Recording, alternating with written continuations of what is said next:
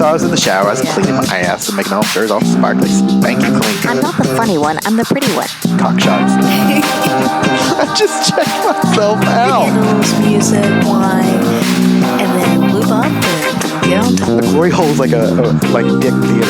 I've imagined your room. Which means your pants had better come off. Mama needs playtime. We're not sluts. We just love love.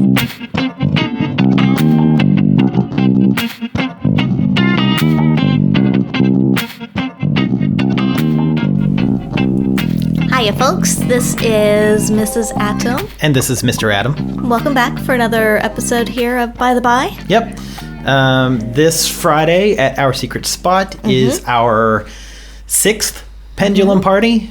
Pendulum VI, as the Romans might have called it. So yeah, swing on by. It'll be fun. Yeah, if you're interested, if you're in Sydney, first of all. Even if you're not, just come to Sydney. It's worth it. Yeah, I was going to say in the area, whatever. Yeah, just come to Sydney. And you're interested in exploring and trying something maybe a little bit out of the box with your partner and maybe a little bit of bi-curious play, or just want to see what happens, or never been to the Swingers Club before, it'll be a great introduction. Absolutely.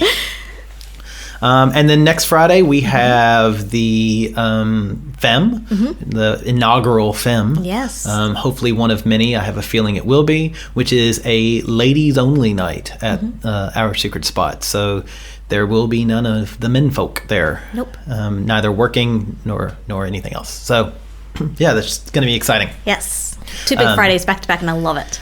Yeah, expect a full review from you on FEM. Yes, absolutely. Yeah. So yeah, and real quick here, we have coming up in November a takeover of Desire by Life on the Swing Set, and here's something that they want to say about that. Life on the Swing Set is heading to paradise for the 7th time, and once again, we're taking over Desire Resort Riviera Maya in Cancun, Mexico. With this year's hosts, me, Cooper, Ginger, Dylan, JV and Char from Ending the Sexual Dark Age, and author, podcaster, and feminist porn filmmaker Tristan Taormino, our takeover allows us to mold the resort in our geeky, sexy, and inclusive image with orgies, classes about pegging, flogging, and fisting, theme nights, a full dungeon night, naked karaoke, mutual masturbation, and massages. From November 3rd through the 10th, 2018, this beautiful all-inclusive resort will be full of sexy swing setters from every letter in the LGBTQA spectrum. Poly, swingers, nudists, kinksters, doms, subs, and those who are just curious about what a week at a sexy resort offers. We take all the best of the swing set, our values, our experience, our co-hosts, our community, and we bring it all together with the best resort staff on earth to create a queer, kink, and poly-friendly, consent-aware, and sexy as hell experience for everyone who joins us. To come with us on our Swing Set Takes Desire 2018 trip and hear us podcast about our previous trips, head over to ssdesire.com. We'll be there to welcome you home.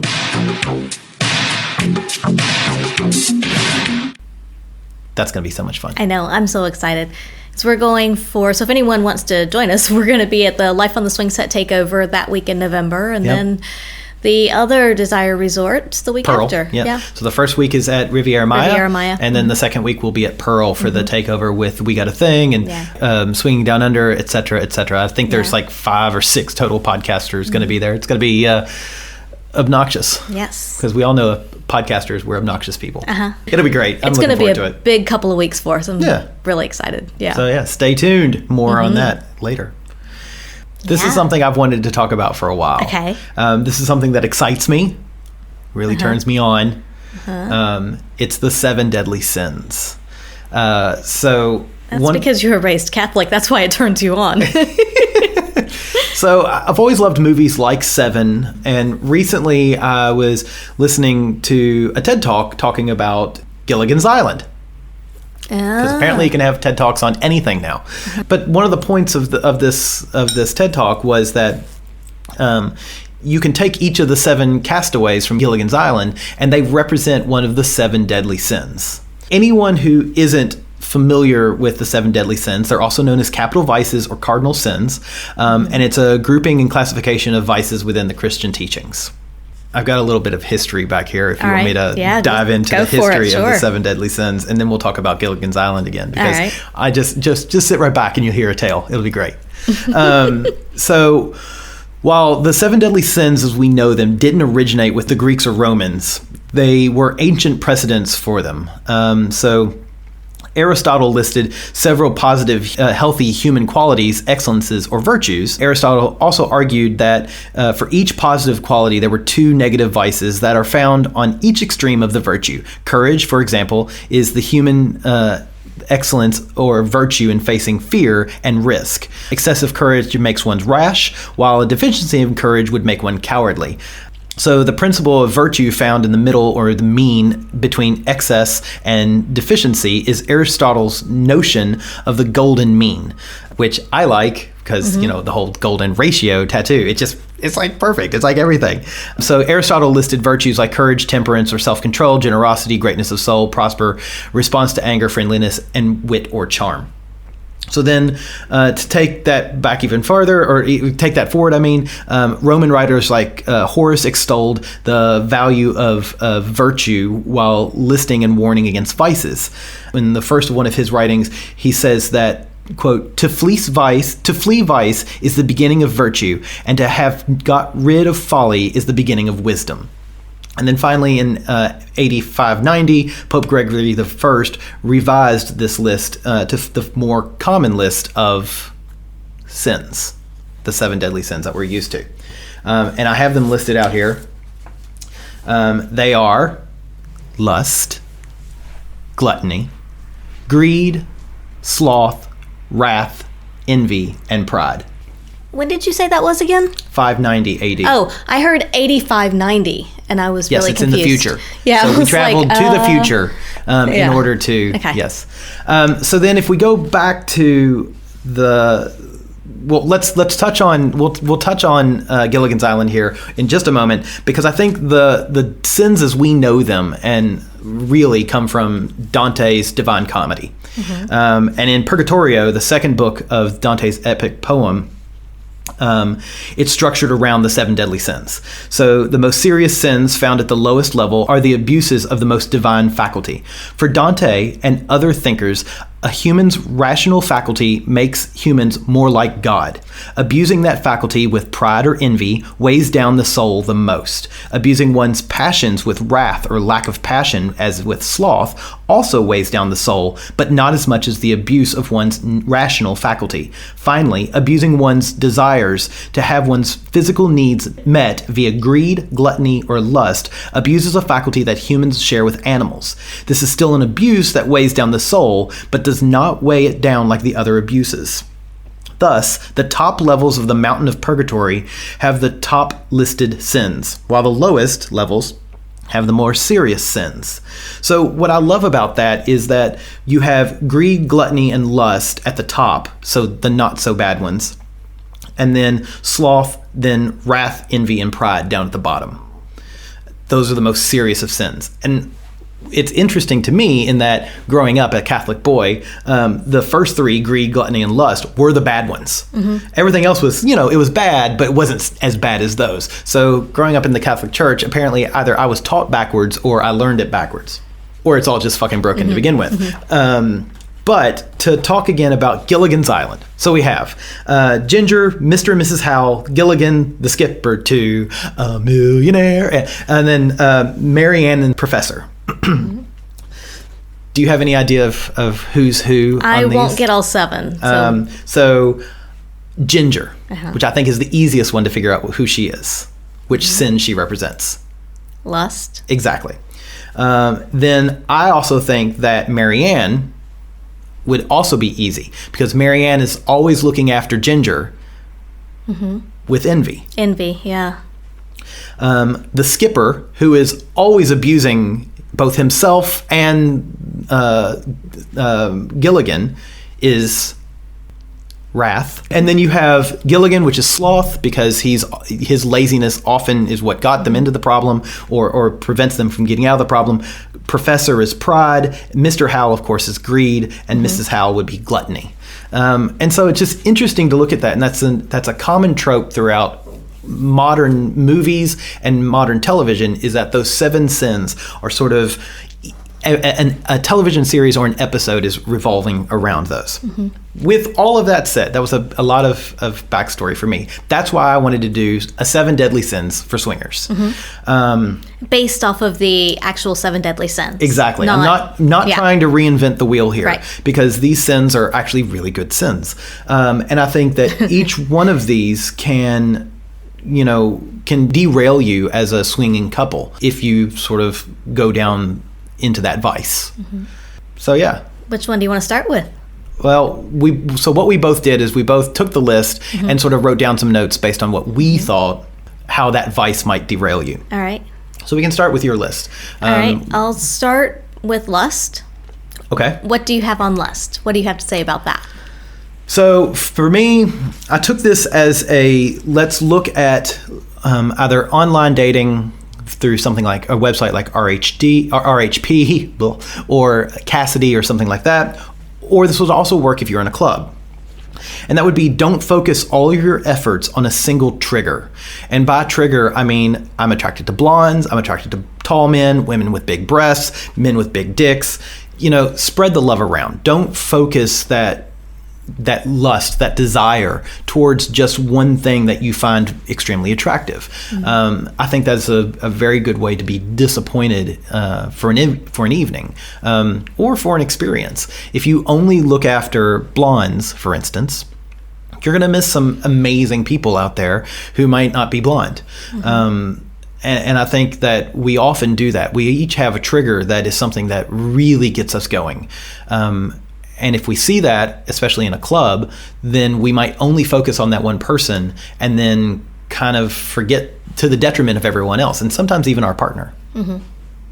That's what I had for lust. Okay. What did you have for lust? So something very similar. If you become fixated on a person or a swinger couple, perhaps because of a certain trigger, like you were saying, but if you're, at the club or looking online, if you focus and become fixated on that, either that one other person if you're looking for a third, or a couple if you're looking for a swinger couple to join in, don't focus on them to the detriment of other relationships, because it can be that you're looking at this, let's say you're at a swingers club and you're focusing on this one couple and saying, wow, I really am interested in them, I really want to talk with them, maybe I want to play with them.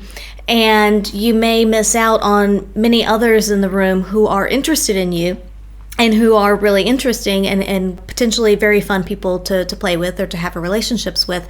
And you may miss that by solely focusing on the one and by zeroing it. And also, the other thing is that if you are focusing on, let's say, one couple, if they're not interested in you, you may be missing the warning signs completely that they're not interested in you. That's a good point. If you're like trying to kind of, and you want to make your intentions known, of course, by all means, but you have to be careful in how you do that and be sure to pay attention to their body language and their reactions, what they have to say, and make sure that they also are interested. Because if you're so focused that you're missing those signs that maybe they're not, or you're missing signs that somebody else is extremely interested in you and they could give you a really, really fun night, just kind of be aware of what's going on and maybe try not to laser in so much on one couple or one person. So that was all. And I also did have regarding PDA, public displays of affection, because I kind of thought that might fall under lust as well, is to also be careful of PDA when you are with another swinger couple out in public. If you're at a club, that's fine, but if you've met, say, online, or you've met at the club and you're going out for dinner, you're getting together for drinks or whatnot, Mr. Adam and I are both very touchy people. And so we'll very often have a hand on someone's knee or maybe on an arm or something, we'll be touching a lot of times. And so we have to be careful, especially if it's a new couple, that we're not sure what their comfort level is, A, with touch, and B, in public, we have to try and be mindful of you don't want others, if they're self-conscious about it in public, you don't want other people to think that either they're cheating on each other, or if you're out with a single person, somebody could think that you may be cheating on your partner or whatever. And also, some people just really kind of want to keep a lower profile in public. So I would say kind of mind the PDA as well until you come to that agreement and realization with another couple as to what is acceptable for them. I think that's really good. Wow, you went That's a lot where I deeper. went with that. Yeah, you went a lot deeper than I went. I kind of scratched the surface. All right. So what then do you have for pride? Pride. All right. That one was a hard one for me. I didn't have a lot of thoughts on that. My main thing is that, when you are in a relationship with perhaps another swinger couple, or if you have a third, but even with each other, that you want to show each other off and you want to say that, hey, look, we have something good. This is who we are. This is what we have. And you want to show that positively, but at the same time, you don't want to annoy each other with it or annoy other people or friends. If, whoever else in your circle and your community knows that you're swingers and you're like, hey, look at this, look at what I've got kind of thing. So I think it's a balance of being happy and showing that you have something good without being too super intense. Right, without having too much hubris. Right, and that that level is going to vary by the person and by the couple and by who's around you and what's acceptable. You want to put your best foot forward, but you don't necessarily want to be overbearing. And that can be, especially if you are not just necessarily in a swinger relationship, but if you're in an open relationship where you see people separately, that can come into play as well if you have somebody that you see on the side. And it's good to be really excited and it's good to share all of that with your primary partner, but you don't want to focus everything on that to where your primary partner then feels like they're kind of forgotten about. No. So for me, what I had under pride is you aren't special. And we've seen this in clubs before where somebody won't talk to somebody else because they think they're better than them. Mm-hmm. So don't not talk to someone because you think you're above them or you're better than them or you're better fit or whatever. You'd be surprised at the number of people that can really rock your world that maybe they are overweight or maybe they're outside of your age range or maybe they're just you should never judge a book by its cover, and we all do that. Mm-hmm. But talk to somebody and have a conversation with the people before you make your last judgment on them.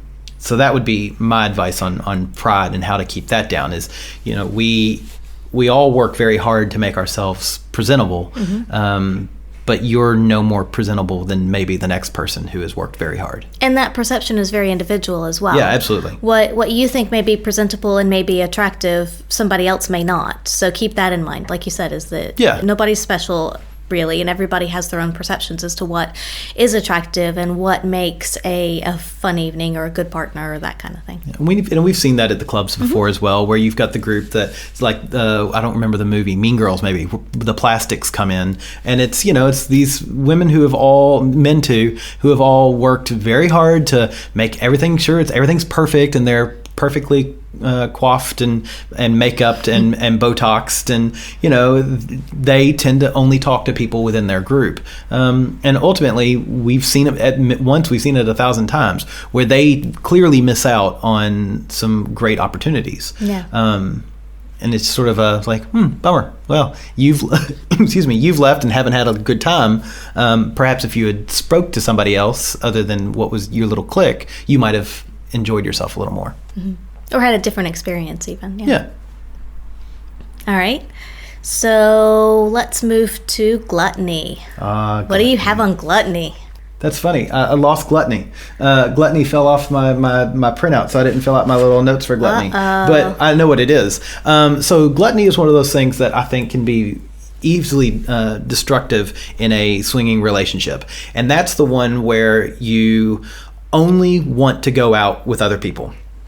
So rather than to the sacrifice of your own relationship. So if every Friday, Saturday night, or you only want to go out to either the swingers club or go on a date with another couple or something, and you don't want to spend time with your primary partner, I think that's a great way that gluttony can really destroy a relationship, because at some point your primary partner is going to be like, hey, what about me? As they should. You should always make sure you have or take time to focus on your primary partner, and not be over gluttonous about swinging and the swinging lifestyle. That's interesting. I went a completely different direction with that one. I was gonna say, I can see you over there. You're rocking from side to side, and Mama's got something that she wants to say. No, I think that's a very good perception of it, and a different take on it for sure. Because I went from the purely physical realm, because most people think of gluttony as overeating and just kind of an intake of too much of that kind of way. Whereas what you are talking about is an intake of too much of the swinging culture, I will say. The lifestyle, yeah. So I think that's a really interesting, different way to think about it. But yeah, so I went at it from more of a looks point of view and just an overindulgence point of view.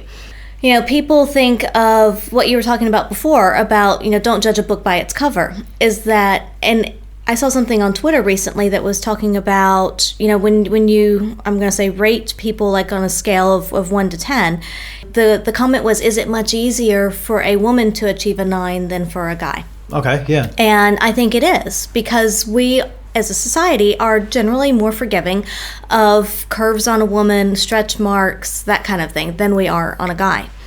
But I think overall, in the lifestyle, because you are trying to impress other people, and everybody's at different degrees, but because you are, trying to impress other people and you want to make yourself attractive, people generally do take care of themselves a little more.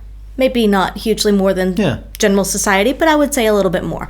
Or you at least take a little more care when you're going out to make yourself presentable. Make sure you've showered, make sure that you're, wearing clean, ironed clothes, whatever. Make sure that you're definitely presentable. It doesn't mean that you have to be a supermodel. Doesn't mean anything like that. It just means that, you need to take care of yourself. And I would say that goes with regard not only to your looks and who you are, because as well, you can be very unattractive if you have a bad attitude, if you're not friendly at all, if you don't present yourself in a good way. And another thing is that it's very common for us to meet play friends for dinner, whether it's a new meet or just, hey, let's go out and grab dinner, grab drinks. And it is really easy, especially because we do go out a lot, to do that a lot and to say, oh, well, this is just like a one-off. I'm just going to kind of, have whatever. It's not going to matter. And I think what we try to do is we try to be better about, okay, if we're going to go out, then let's pick somewhere that's a little bit healthy. Let's eat some things that are a little better. Yeah. Sometimes we probably eat bad stuff too much and booze it up a little too much, maybe more than sometimes, but we try to make up for it in other ways. And so it is just that kind of that conscious effort of, I want to make sure that I'm presentable at all times. And that doesn't mean that, like I said, we're not all going to be supermodels, and I don't think it's necessarily about that, but it's also putting your best foot forward and having that positive attitude and being somebody that people do want to interact with, and that's happy and positive, and yeah. So we went two very different directions. We did, there. Yeah. You went literally food gluttony. I love it. I did. Because it is hard. Like I said, if you're going out a lot, it can be hard to kind of keep that in check. And oh, yeah. I mean, especially because, from traveling a lot, when you travel for work a lot and going out to restaurants, at first it's a novel thing and you want to indulge in that. But then after a while, you're like, no, I just want a home-cooked meal. Yeah, exactly. Soup, salad, just something. Basic. Yeah. Okay. Next up, let's do sloth. Okay. Do you want to go first? No. Do you want me to go first? Yeah. Okay. So for sloth, as far as between each other as a swinging couple, I would say that sloth can manifest itself when you don't show gratitude towards your partner. And so if you always take your partner for granted, and this can happen obviously in a non-swinging relationship if you don't appreciate what your partner is doing for you. And especially in a swinging relationship, I think it's magnified a little more because there is a lot of work that goes into this. And so, is your partner the one that finds potential partners, or the one that arranges the meetups, or maybe arranges babysitters so that you can go out and do this? Or, what is it that you each bring to the table, and do you show your appreciation for your partner to them? And not only in that way, but in daily life as well. Because if you don't, then that's going to obviously influence how they feel and how happy they are with your relationship, and then how happy you are with others, and how you feel about your swinging relationship. So I think it is very important along the way to show gratitude to your partner, and to make sure that you're both aware of what you bring to the table, and that it takes both of you to make this happen and to make it work. I can also say that I kind of went down the sloth path as well, with not putting enough effort into the relationship, which kind of goes hand in hand a little bit. But especially if you're opening things up and you're considering getting into the swinging lifestyle, you need to make sure that I would say that your couple battery is charged, that you're spending enough time with each other, that you're happy with what you have, and that you are stable and strong before you open it up and try to include others. So you don't want to neglect your primary relationship for other relationships, and you don't want to kind of get lazy and just let that go and think, oh, well, we have these other people over here, I'm going to focus on them. And then forget about your primary partner and not really focus on your relationship as a team. So I went similar but different. And what I said was, you have to put effort into the lifestyle to get something out of the lifestyle. What you can't do is, open up let's say an RHP account, and that's it. Expect people to come banging down your door. It's something that you do have to put effort into it to get people to come to you. You have to have pictures, and it's nice to have pictures and albums that you can share with people and whatnot. You have to put some thought and put some effort into writing a profile that draws people in and gets them interested about you and makes you seem like a vibrant couple that people want to spend time with. It's something that you can't just expect that people are going to message you and you're going to say yes, yes, no, yes, yes. What you have to do is you have to do some messaging, and you have to do a back and forth between you and maybe another couple. And then you've got to maybe plan a night out where let's go to this restaurant, or let's go to this bar, and you can't just be passive and let it happen to you, or it'll never happen. So you've got to put some effort into it, and in order to get out and really enjoy it. And some of that is even, like, say, looking at going to clubs and whatnot. When we travel, we always look ahead to see where we're going, to see what kind of clubs are in the area. With us going to LA for 3 nights, we're already looking to see if there's a club that we can go to. Before we're going to Desire for 2 weeks, we're still looking at going to a club. Maybe that falls back on Gluttony, but but it's something that we want to experience it. So we're going to put some effort into it. We're not just going to wait till the very last second and see if we can show up somewhere. So it is something that you have to invest some time and effort into in order to get a full experience out of it. It's also interesting when you're talking about the profiles and doing the messaging and that kind of thing. But I would also mention that it's helpful to take time as a couple to explore what is it that you want together. What is it that you both want out of the lifestyle? What is it that you want out of this experience? Is it a third? Is it a couple? Is there some particular experience that you want? Is there a feeling that you want? How does that look for you? And then you can delve into, who is it that my partner finds attractive? What do I find attractive? What is it that we're looking for in people, so that inevitably one of you is going to spend more time looking for partners than the other. So make sure that you're on the same page as to what is it that you're looking for, and what does your partner find attractive. Because I know that we did that early on. Of course, we go through profiles together, and then as time went on, Mr. Adam has more time to go through the online apps and websites than I do. So he does a lot of the initial work. But because we did it together for a while at first, he knows what I'm looking for and what I'm attracted to. And so he can narrow it down pretty well before we ever get there. So I think that's also important, is to spend the time doing that together for a bit and make sure that you're both kind of looking for the same thing. And on the same page. Yeah. Definitely. Yeah. All right, what sin's next? So we've got 3 left. Envy, greed, and wrath. Which one do you prefer? Let's go with greed. Yeah. So greed. All right. So this is the way that I went, and I've even got an example. Okay. So one of the things I wanted to say was, don't continually notch your headboard. And these are those couples that only want to hook up. They don't want to go out and have drinks, or they might meet you for a single drink and then it's instantly, let's go back to our place and play, and then you never hear from them again. Now, I will say there are one and done couples and that's fine. If that's your lifestyle choice, then absolutely.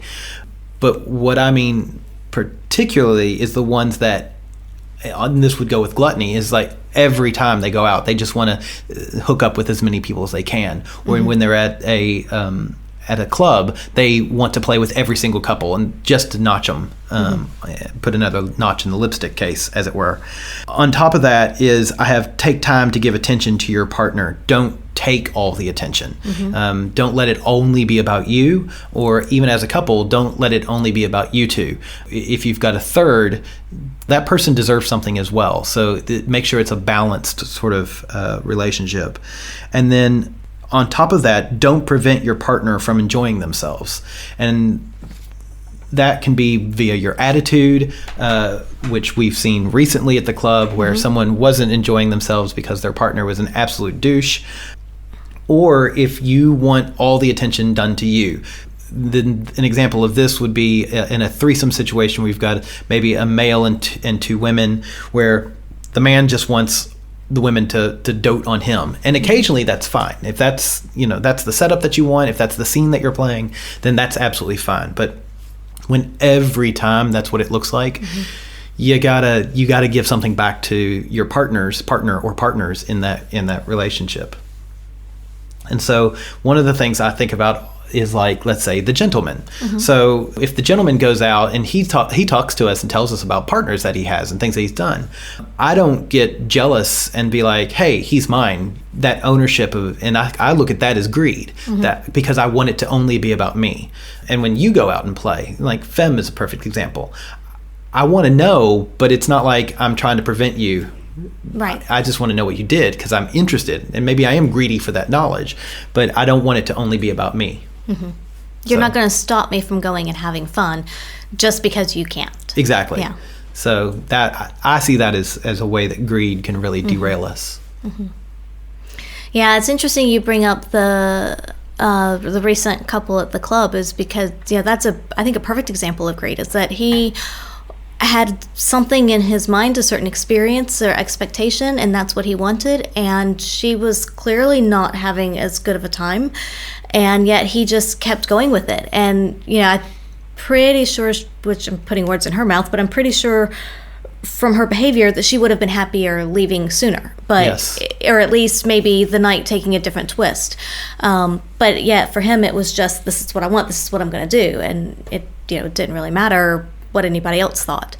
But yeah, with greed, I went, first of all, 2 slightly different directions. But first of all, it was about having unrealistic expectations, because if you have certain expectations from your partner and you think that this is always how it's going to be, and that everything is set in stone, and that this is how it is, and I'm happy with this, and I don't want anything different, I don't want anything to change, that's not realistic. One of you is going to bend to the rules, one of you is going to break a rule at some point, and so you have to accept that things aren't always going to be the way that you want them to be, that something's going to happen at some point, and it's going to challenge your way of thinking and make you kind of think twice. Is that okay?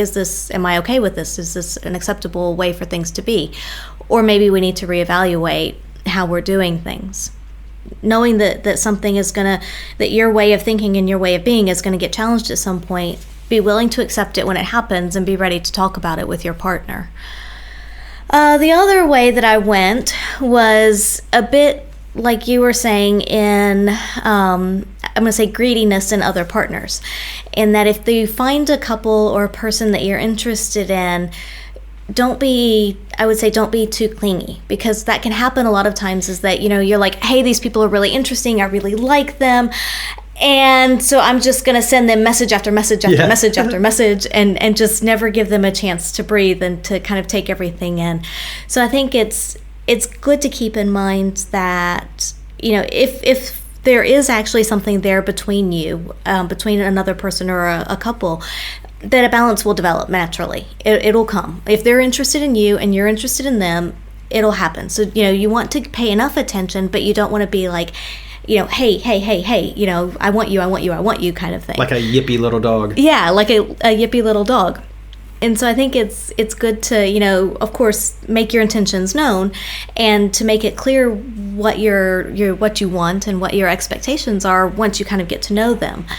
But it's also important to recognize that everybody else has a life out there too. So if you're sending messages and they don't get back to you for a few hours, a day, 2 days, don't stress about it. They've got things going on in their life. They may not get to it. Maybe they've read it. Maybe you can see they've read it, but maybe they haven't had a chance to respond. So give them time to do that. And at the same time, recognize that it may take a little bit to actually meet up and to make this happen and to get to where you want to go in the end. Don't just think that because I want this, that they're going to play on my schedule and they're going to do what I want to do, because everybody has lives. And to just kind of recognize that's going to be a factor as well. And you have to look at how it affects everyone, not just yourself. Yeah, well played. That's where I went with that one. Yeah. Okay. Mm-hmm. 2 more. Which one do you want to go with next? Oh, that's a good question. So what do we have left? Wrath and envy? Yep. Let's do wrath first. We'll save envy for last. So for wrath, it's pretty easy. Mm-hmm. I think it's pretty easy. Is it? I lumped jealousy, anger, and wrath in general, which prevent your enjoyment. So again, and maybe jealousy, I think, is a combination of things like envy and greed and pride. I think jealousy and wrath, but anger, when we've seen it again, we've seen it many times where it's anger that is sort of extracted from jealousy. So I guess anger would be jealousy juice. Please don't bottle that and sell it. We don't need that. It's interesting because we've seen those couples that they get into screaming matches or arguing matches at the club because they're so upset over something the other person has done. And realistically, it's nothing. I would say 9 times out of 10, it is something that's inane and pointless, and it's probably alcohol fueled is why you're really angry. But that's also a perception how inane or pointless it is. That's your perception, not their perception in the moment. But Fair you're enough. right. It does often happen that it is alcohol fueled or, yeah. Fair enough. But I'm going to say that of the things that make us all very angry, in a given week, if you wrote down the things that you were instantly angry about and then waited 6 weeks and read them, you would look at them and go, well, that was dumb. Yeah. That was dumb. Yeah, fair That was enough. dumb. Anger is something that we all go to very easily because it's a very safe place for us. If I feel trapped or attacked or pinned, I'm going to lash out in anger because that's an easy thing for me to do. It's a natural human emotion to protect ourselves. So, my advice on that is to really look at yourself and, advice that we've given before, which is when you're upset, write an email, then delete that email and then write the email again. Or write a letter, then give it a day, then read that letter. Don't immediately respond because you're not going to be responding clearly. You're not going to be responding responsibly. So just be sure that when you're angry, that you've got a really solid, valid reason to be angry, and that it's not some emotional slight that you feel like you've had, and that the only escape that you have is by lashing out. Because lashing out is different than being angry. Because lashing out tends to come from frustration and not anger. But it's still, in the moment, it looks the same. Anger is okay to a point, but frustration and lashing out is not. It's not beneficial. It doesn't get you it's not going to gain you anything. So that's where I see wrath and how it can easily, jealousy is a big thing, and we've seen it. We've seen people get upset because they thought they were out of alcohol. That's true. We have. I mean, that is a pointless reason to get wrathful. You know? Yes. So, just be aware of why you're feeling the way that you're feeling. And it's interesting too that you mentioned, writing the email, writing a letter, discarding it, that kind of thing, is because we've a bit inadvertently at first, but now it is a thing that we do, and it's a good thing, I think, is that we do instill a bit of a timeout. If we start to have what ultimately is a pointless, petty argument that could potentially blow up into something, it is, I would say, often either alcohol fueled or potentially blood sugar for you. Yep. And we both start to get on kind of that agitated, where neither one of us is happy. And so we're pretty good now at recognizing when that's happening. And one of us takes a step back and says, okay, we're not clear, we're not in the right mind, let's table this for now, we'll come back to it in a bit. And so we'll fix whatever the problem is, whether it be sobering up, fix the blood sugar, whatever it may be, but we take a little bit of time. And that has been, and for us, I think that was something that was pointed out to us a while ago by someone, is that especially when there are blood sugar issues, is that is a forced timeout, because it's not going to do us any good until that is corrected. And so since I've realized that, oh yes, that is a forced timeout, now we kind of incorporate that a bit, in that we, even in other situations, we'll be like, okay, we need a timeout. Doesn't mean that we have to go to separate rooms, doesn't mean we have to, whatever. It just means that this discussion is going to get tabled. We're not going to talk about it. It's not going to impact things really. I mean, maybe subtly, subconsciously, but not, it's not a thing for the next little while, however long that may be. Whether it be 30 minutes, an hour, 2 hours, a day, whatever. But there are times that little things come up that try to blow up into big things, but we realize that we're at least better about recognizing it, give it some time, and then come back to it and they're like, okay, it actually wasn't that big of a deal. And, what can we do about it now, the kind of thing. So I think that is an important point, is to and if whatever means it is for you to get your feelings out, if it is writing an email or writing a letter or whatever it may be, but do something to get your feelings out and then come back together and reevaluate. I think that is good as well. And I'm going to add one more thing, which is talking about going into the club and getting angry. If you come into a location, whether it's a club, a bar, a restaurant, or your own home, and you're angry, that's not conducive to really any positivity. And I think it's really important I'm not saying you're not allowed to feel anger or be wrathful. I'm just saying be cognizant of that you're feeling that way, and accept that that's going to change your perception on everything.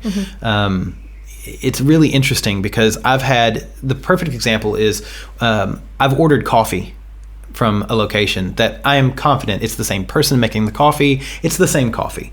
And I've been in a really good mood that morning, and I drink the coffee and I'm like, wow, this is the best coffee I've had in a long time. And then maybe 2 or 3 days later, I happen to be in a bad mood, and I take the coffee and I'm like, oh, the milk is burnt, or they over extracted the beans, or there's not enough sugar, and I can find flaws in it. So your perception of the world actually change, or your attitude actually changes your perception of the world. And I think that's such an important thing to remember. So if you come into a place with anger and negativity, you're going to be much more likely to pick up the negative aspects of the world around you. You're not going to have as good of an experience. And I'm not suggesting you wear rose-colored glasses. I'm just saying be aware that your own attitude is going to change the way you see things. And I think a lot of people aren't like that. I think a lot of people, you can read Yelp reviews and see that, well, this person was in a shitty attitude when they went to this place, and they've only seen the negativity. So just be aware of that. So where I went with wrath was a bit more on the resentment side as well. And what I was thinking is, don't sweat the small stuff, because a lot of times those little things in daily life can kind of creep up, and you can be kind of annoyed that, they didn't put their dishes in the dishwasher again or whatever. And Sorry. But those little things can kind of add up, and then you go out and you have all these little things nagging at you about your partner. And then if they do one little thing while you're out, well, then that just ruins it. And then that, puts you in a bad mood. And so I would say, overall, just don't sweat the small stuff, and keep in mind that if you can talk to your partner about opening up your relationship, including other people in your sex life, and you can talk to them about having sex with other people, then those day-to-day things really aren't that big of a deal. They're not as important as bringing someone else into your relationship. And if those little things continue to nag at you, then you need to approach those things the same way you do the swinging part of your relationship, and talk about them just as openly and in a similar way as you do finding partners and having sex with other people. And I know that we've done that early on with the help of the therapist. She gave us, she brought to our attention how important it is to, when we do have those little arguments, those seemingly little arguments that could potentially build up into something more, is to take a moment, put yourself in your other person's shoes, acknowledge why they did what they did or why they feel what they feel. Try to figure out what that is from their perspective, and hopefully they're doing the same for you, and then that can help you find a common ground. Because by taking that moment and saying, okay, this is what I think and this is how I feel, but I can see why you would think this or feel this because of your situation, whatever has happened, whatever may be the case, how do we find a middle ground there? And if you can do that with the swinging and the open relationship part, which if you're in the lifestyle, you probably have at some point, because you're never, and I'm not gonna say never, but you likely won't always agree on partners that you're interested in. And so what do? You find a middle ground. Do the same thing with the everyday things. Don't let that resentment build and mar your relationship with your partner, and then therefore your experience out as a couple. Yeah, I think that's good advice. That's where I went with wrath. She says, all happy and bouncing. Yeah. That's where I went with wrath. I love it. Uh-huh. All right, so what do you got for envy? This is the last one. The last one. It can be a big one, maybe. Yeah. Is it a big one or not a big one? It's not a big one for me. Go for it. You go for it. Me? Yeah. Well, I went two different directions with this one as well. Because a lot of people, when they think of envy, think of jealousy. Mm-hmm. To me, envy is not exactly jealousy. But if you're thinking of jealousy, then yes, it is often an issue in open relationships. A lot of couples have to deal with it. And it can be managed depending on the individuals, the partnership that you have. We always say that communication, trust, common ground, those are all things that will help to mitigate jealousy. And you also have to accept that there may be some amount of jealousy in the relationship, and it may be slightly skewed from one partner to another. But if there is, and if you can't negate jealousy completely, which is hard for a lot of people, then you have to figure out how to manage that through your actions, your rules and boundaries, communications, what you do, that kind of thing. So that was the first way I went, is because a lot of people do think of jealousy when they think of envy. But I think of envy as something different, in that, jealousy is that I don't want you doing something because of XYZ, whether that's because I want to do it with you or because something that's happened and I don't think you should be doing that on your own or whatever. But to me, envy is, wow, you're doing something that I would really like to be a part of. I'm really happy for you, but at the same time, I would really like to be there, kind of thing. And right. So it's not as negative, I don't think, as pure jealousy in my mind. Oftentimes, I'll be envious of you if, and I know I've said this before on the podcast, but like if I'm traveling or if you're traveling and you have the opportunity to hook up with someone or meet up with one of our play partners and I don't, I'm working late or whatever, and oftentimes I'm in a really shitty mood because I'm working late, but it's, yeah. But it's like, wow, you get to go out and have this good time, and I'm really envious because I would like to be there as well. And so for me, I think it's more just, accepting that I can't participate because of whatever's happening, But then hearing about what happened later, and again, this goes back to communication, is that hearing about what happened later is knowing what you're going to do. So having that kind of anticipation of, while maybe I'm still working and you're out, I'm like, gosh, this is what they're doing now. And so I'm like playing out this porn in my head as to what's happening. Yeah. And then afterwards, I actually get to hear what it is and what happened, and I get to hear the details of the scene. And it's really hot. And so, yes, I'm envious that I can't participate, but at the same time, when you're talking about it, it's like somebody reading an erotic novel to me. I get to hear all the details, and then I'm kind of picturing it as it might have happened, and yeah, I think that's, to me, that's kind of more envy is that, and you're just looking at it positively and just saying, okay, I can't be a part of that, but I can still kind of get off on what's happening and what's going on here. But I think that also goes to the communication. And then if we go with the more shallow version of envy, or I'm going to say more shallow version of envy, in that you see people at a club and you think, oh, they're thinner, prettier, whatever, maybe they're more outgoing or more shapely, whatever than me, and then you're like, oh, why is my partner with me? They could have that. And especially if it's somebody that your partner is really interested in. And so I think you just, and that's natural in any relationship. We're always going to see other people that they may have something that we don't. And especially if your partner's interested in them, you may say, oh, why are they with me when they could have that? But you have to remember that there's more to it than just that. It's more than just what you see on the surface at the club. But there's a lot more between you and your partner. And it's how we always say that we are each other's home base. We may go out, we may play with other people on other bases, but we always come back to each other because we have a much deeper connection than that. It's more than just the public persona that you see of someone. And, right. And so I think it's just, having the trust and the confidence in your relationship and knowing that you are valuable and you do have a lot to offer your partner, or they wouldn't be with you, right? Indeed. Yeah.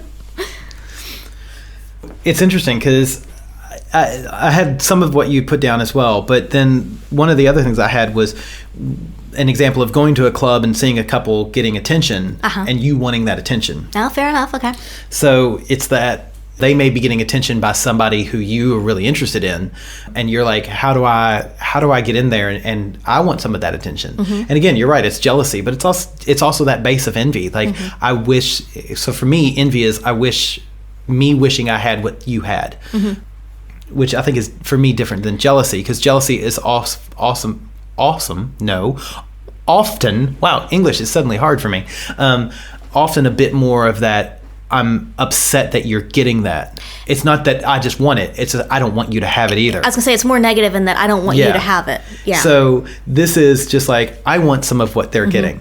So, and the other side of that is also the people that we have, and you and I are guilty of this as well, deeming unobtainables. Yeah. So we go to the club and we see these people that we often class people, and we say, oh, they're in a level or two more attractive than us, more fit than us, younger than us, more money than us, so once we class them as unobtainables, we don't even try. And there is a bit of that envy. I would like to try. I would like to be able to get with that couple, but I'm already shooting myself down before I even attempt it, which I think is part of the problem. And we both are guilty of that. No, you're right, because I can think of a few couples offhand. Yes. That we see from time to time, and you're right, we deem them as they are unobtainable for us. We're like, oh, they're in a different class than us. And we're very nice and friendly to them. We really like them. But at the same time, we know, oh, they're never going to be, we think, they're never going to be interested in us. Because why would they? So we're not going to try too hard. Yeah. So we're not going to really put ourselves fully out there. Yeah. And so, and for me, there's an envy of, I want what they have, that essence of unobtainableness. Or what the people that they go after have. Yes. What is it that attracts them? Exactly. And how do I become the target of their affections?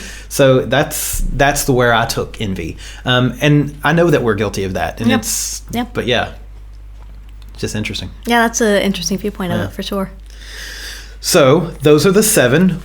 I think it's really interesting that overall, while we have some similarities, we often took different tracks with them. Yeah. And how we thought of them in relation to the swinging Which just shows lifestyle. that, number one, it is as varied as possible. And that's one of the reasons I think I've always found the 7 deadly sins so fascinating, is that there's so many different ways that you can twist and warp them to where they are, they're very multi-directional. And two, it also shows that you and I spend so much time together, but we still have vastly different attitudes on interpretation and of things. So with that, of the 7, what do you think your worst and my worst is? And then I'll do the same. Goodness. See, I sprung that one on you. You did. I have not had time to think about this. So I'll let you think about it. Okay. So for me, I think my worst is gluttony. I so much enjoy, at least my definition of gluttony, I so much enjoy going out. And I love that there have been months where out of 8 weekend nights, Friday and Saturday, we've been at the club between 5 and 6 times. And then sometimes we go in on a Thursday. And I can think of multiple times where we've been in the club Thursday, Friday, Saturday night, and then the next week we're back on Thursday. So I really enjoy that constant feed of the something new. Like it's that, ooh, look, bright and shiny. Ooh, look, something new. For you, I would think yours is probably more envy and seeing the couples that you see as sort of unobtainable. So we just sort of like, okay, well, I'm not gonna, let's focus on maybe somebody else because I don't want to be disappointed or turned down. Yeah, I would. Oh, that's hard because I would tend to say that for me, gluttony and envy might be almost equivalent, because you're right on the whole envy part. You're spot on there, but at the same time, for me, for gluttony, I would say the reason I mention that is because of the whole experience thing, and I do want every experience possible. True. That's why we like to go out a lot, why we do like to travel, is that we want to see different places, different things, different people, and we want to have all those experiences. And so we don't often say no unless we just really truly can't do something. But we do want to kind of take in as much as we can, and I think that's just part of knowing that we're not going to be here forever, and I want to experience everything that I can. So that's kind of why I would lean towards gluttony, but you're right on the whole envy thing, is that there are some people that are just like, yep, they're out of our league, which is unrealistic, and it's not necessarily, but that's our perception. Right, of course. Yeah, it's interesting. Yeah. Cool. Do you have anything else? Are you assigning me that as well? What would I assign you? Yeah, probably overall, yes. Yeah. The only secondary one I would have for you would be greed, just that when you find somebody that you are interested in, that you do kind of, I'm going to say, latch on a bit, and that you want to keep that communication going and you want to keep them around, kind of thing, which is not necessarily a bad thing. But everything's on a scale, right? And so, and I don't think you ever go like too far and you're like, too clingy or anything like that. But I would say probably gluttony more for you.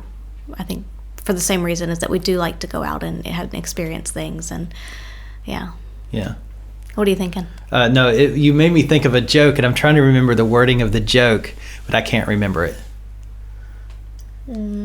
Anyway. It's not a very funny joke then. Yeah, it must not have been. Anyway, do you have any other comments or remarks on the 7 deadly sins? I think that our listeners would like to have some Yoda beatboxing around the 7 deadly sins. Do you have anything for them? Oh man, no. I'm put on the spot now. All right. So, put you on the spot. Do you have some Yoda beatboxing for us? People want to hear it. Envy, gluttony, lust, and pride. These are the ways of the dark side.